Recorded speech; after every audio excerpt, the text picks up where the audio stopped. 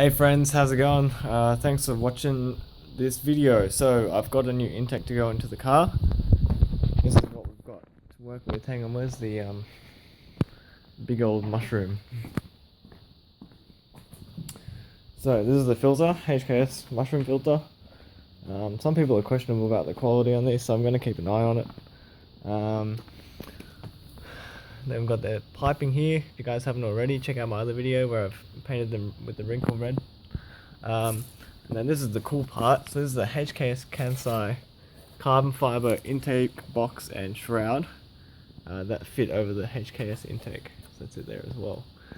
So today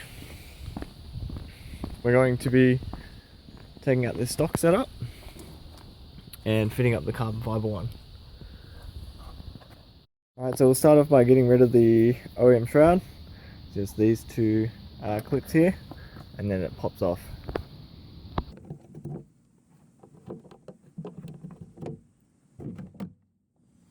So next up, I just want to remove the stock box.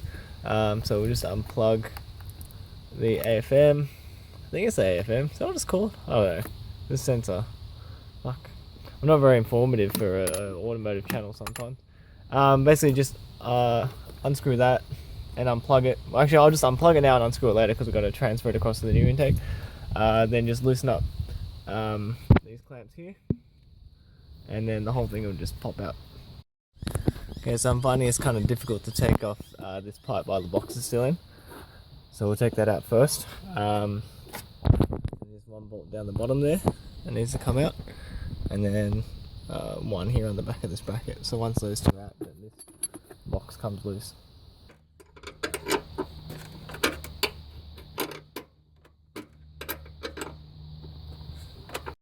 Alright, so the airbox is now out. There it is. So the last piece we need to get rid of is just this here. So I might just get some WD-40 to try and loosen that off because it's quite stiff. Alright, success after putting a little bit of WD-40 and putting my back into it. We got the last pipe off. So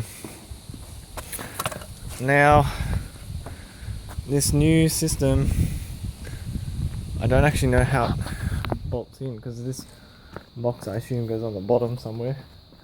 It goes like this, and then this piece goes over the top, or is it the bottom?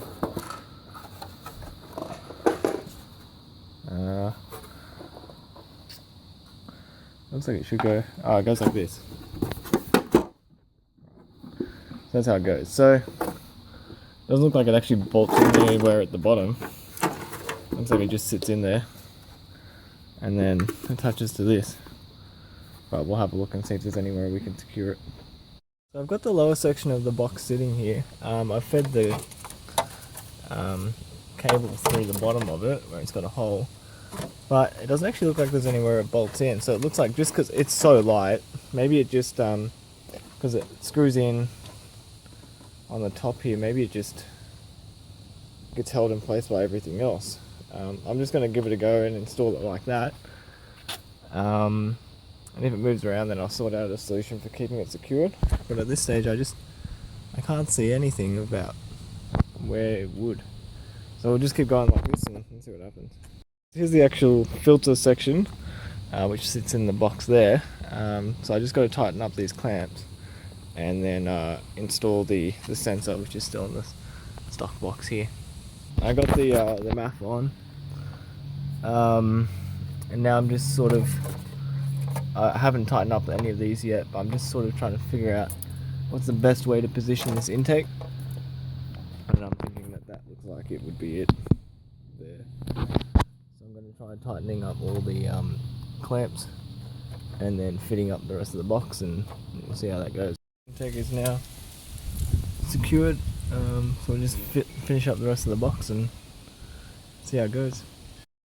Okay, so it's all secured. It looks pretty mad, can't deny that.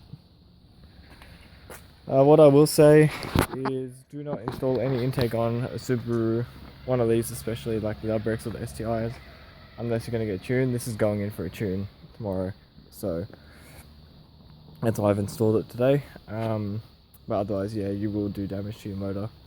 So I'll just put that disclaimer in here. So I'll just be driving it off boost until it gets retuned. But if you guys are interested to see what happens, please subscribe and tune in. We're doing a porting the turbo 3-port boost solenoid, doing a turbo inlet pipe, which is this one here, going into the turbo, and a retune. Obviously now it's got the Termi exhaust, so it'll just be to tie it all together and get it running as good as it can be. So thank you guys very much for watching as always, and hopefully see you guys in the next video.